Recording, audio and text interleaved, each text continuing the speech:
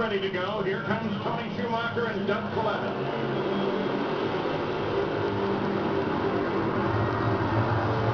We're at the Arizona Nationals in 3 weeks. We're going to be in Gainesville. One of the major events. Qualifying from Gainesville will be on the air at 4 a.m. and 5 p.m. Sunday, March 11th, and then the finals on the air at 6 o'clock on Sunday. All of that, of course, on ESPN2 and ESPN2 HD. So Schumacher and Coletta come up now. Doug Coletta, that's a brand new Brad Hadman race car for him. He likes it. It's got some room in it now. That was really tight in his older race car. Yeah, said it was the most comfortable cars ever driven. And those Brad Hadman cars, they work very well, as Alan Johnson's only chassis builder that he's ever used. So they've been running similar to the Alan Johnson combination. In fact, he's over there every once in a while just giving them some pointers. So they thought, well, you know what? Let's try it. Awesome. You look at Tony Schumacher right here. You know, he has been running very well this weekend. Let's see what he can do. Like this television medium is a modern miracle. The fans at home don't know that we were actually down for 37 minutes and sitting that entire time. Tony Schumacher and Doug Coletta, you've been in that position before. What do you think those guys were even doing? Sleeping? I think he got out of the car. Good race. Oh, yeah. Tony Schumacher ran a quarter best 377 earlier. Now he backs it up with a 381, 315 miles an hour as he takes down Doug Coletta. Take a look at the run out here. He missed the first turn up, but there's plenty of room out here in the desert, so don't get it back. Take a look at Doug Coletta. The car's looking better and better all the time. But Tony Schumacher, 381 in that right-hand lane, which has been a lane of choice. You see no parachute there. And Tony's always very good at getting that chute out right away, so there must have been some kind of a problem. Two Don Schumacher Top Fuel drag crews are up now. That's Don Schumacher in the red shirt. Standing closest to Spencer Massey over on the far side, that is Antron Brown. The winner of this matchup will face the Alanabi car of Sean Langdon. Been a long cleanup after that fire that Morgan Lucas had, and then he sent this tweet. Tough way to lose, but if there was anybody to lose to, I'm glad it was Sean Langdon. Maybe the fireball gets some TV time. Well, the bigger the fire, the more time you get. And that was a big fireball. The only other way to get more TV time is win the race. Well, Morgan was right. Here's Gary. With Morgan Lucas, what does it feel like when Let's Go in such a dramatic and impressive fashion? You know, it's one of those things that you know the emotion of it happening, you can feel it, and it's a crazy sensation when that goes on, but I think you take a lot more of it mentally away in qualifying than you do in eliminations, because eliminations you're thinking, damn, I just got beat, you know. But, you know, I think we had a great car all weekend. Something mechanically obviously just happened. There's no reason for it to do that. It's just frustrating. I mean, I missed the tree, car slowed down, just the combination of things. And this Geico team is doing an excellent job. I'm just pissed off, you know. There goes my record against Sean, I guess, but I had to come, and the guy's got a great race car right now and a great team, and I think we're going to be around. I think we're on everybody's radar right now, and that's all that really matters to us. Thanks. Thank you. That was the first time that Sean had beaten him in their career. That's a rematch of the final last week. And remember that terrific run that he had in the semifinals. Break it down a little, Mike. Well, we talk about him going 328 miles per hour in the 1,000 foot. Now, generally these cars, they make all their accelerations in the first 8, and normally about 55 to 60 miles per hour is what you would pick up at the back half. So we take that number of 55 miles per hour, assuming the engine would live, which it wouldn't. At 1 mile, I think would be going over 670 miles per hour.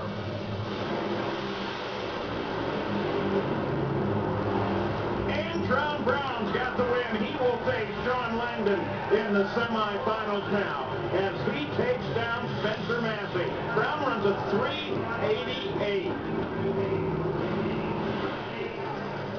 On board with Antron, listen to the end of the run.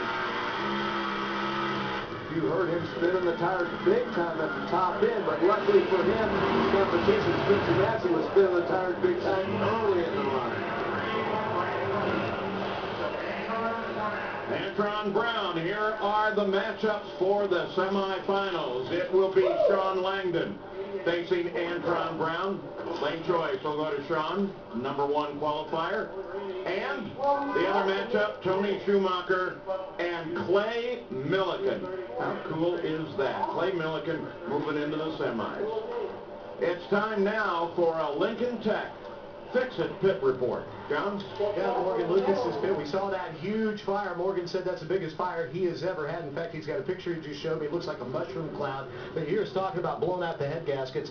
You can see what we mean by that. These are both of the head gaskets blown out right there. And let me show you the cause of that. We have the lifter over here. Now, normal lifter has that little wheel that works right there. You see right here? It's gone. This is all they brought back. What was left of that little wheel on that lifter. So they said, hey, if you're going to blow it up, you might as well be spectacular, and they surely were. Boy, it was spectacular, and when it broke that lifter right there, it just created all that cylinder pressure. As you see it pushed out the head gasket, all that pressure also blew the lines off of the breather tube to really lit that fire up. The Lucas Oil Funny Car ladder as we start round number 2. Todd Lasenko is going to take on Courtney Ford. Neither one of them have ever been to a semifinal. Well, right now on the line we got Johnny Gray and Robert Hyde. Now this is a great matchup. These are your two #1 qualifiers for the first two events. Robert was #1 in Pomona, and then went out in the first round to Todd Lasenko, and now obviously Johnny Gray with that #1 qualifying spot is going to try to take out Robert Hyde. But now Robert, Jimmy Fox, his crew chief, looks like they're starting to get a handle on the consistency. They're having problems with that car rattling or rattling the tires early in the run. Sometimes it would lead to smoke. They seem to have calmed down at this point, but boy, they got a tough competitor in Johnny Gray right now. Robert Hyde is 4-1 racing Johnny Gray. Oh, look at that pedal fest. Oh, we have a pedal fest. The little one, Johnny Gray, gets way close to the wall. Robert Hyde gets the win light. 461, 241 miles an hour for Robert Hyde. That puts him into the semifinals. Well, that was just a matter of who spun the tires first. That would be Johnny Gray on the left side of your screen. He just tried to get that thing to recover point. Look at him rotate around just about the finish line. We're going to take a look here at Robert Hyde. He had very good numbers early, and then about 400 feet just past that block, that thing started to spin the tires. He caught it quick, but it just didn't really want to recover. Look at him feather that throttle. Nice job there with the cylinders out, and he's able to get the win. Woo! That's sideways. Hang on. We need a little more. Well, when we come back, we'll be talking with Robert Hyde, who just got that win. And Mike Neff is on the line right now, getting ready to take on Ron Capp. Ron Capp in his 350th race day start.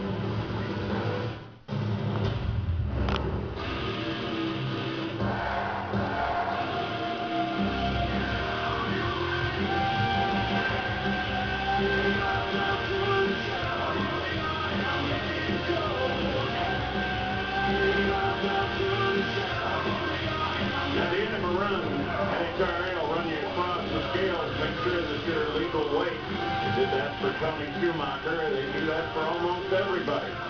Camera was still on when Schumacher's top fuel dragster went across the scales. Courtney, what a day she's having. Took down her father, and now will face Todd Lasenko. Well, on the line, Jack Beckman and Jeff Oren are ready to face one another. Let's go to Gary Carroll.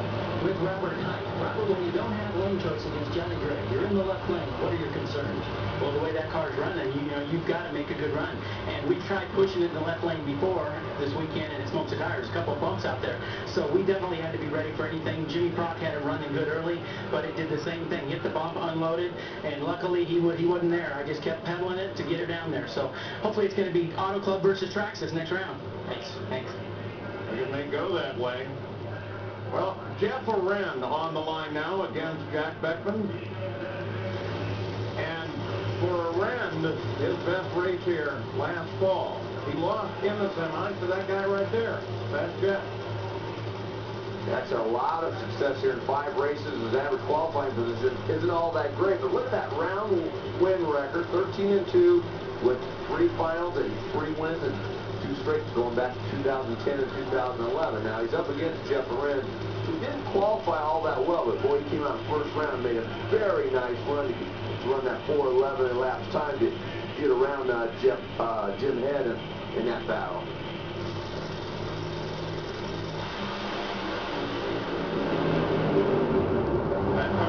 All the way and easily, a 4:17, 282 miles an hour will put Beckman into the semifinals and maybe on his way to yet another win here in Phoenix. Go on board with Jeff Lorenz. You're going to watch him really working the wheel because he had a cylinder out. That's what slowed him down and then wanted to push the car over, and he really was fighting that wheel.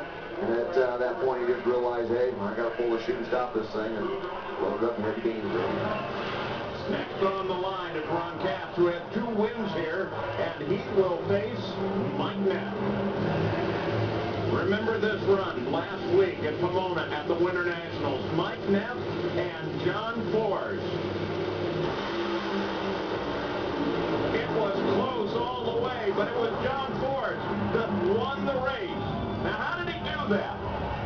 That's the subject of our Traxxas Extreme Power session. Well, he won it on a hole shot. We're going to break that down for you. You take a look at when the green light came on, John Force had a huge advantage off of the starting line, over 1/10 of a second over Mike Neff.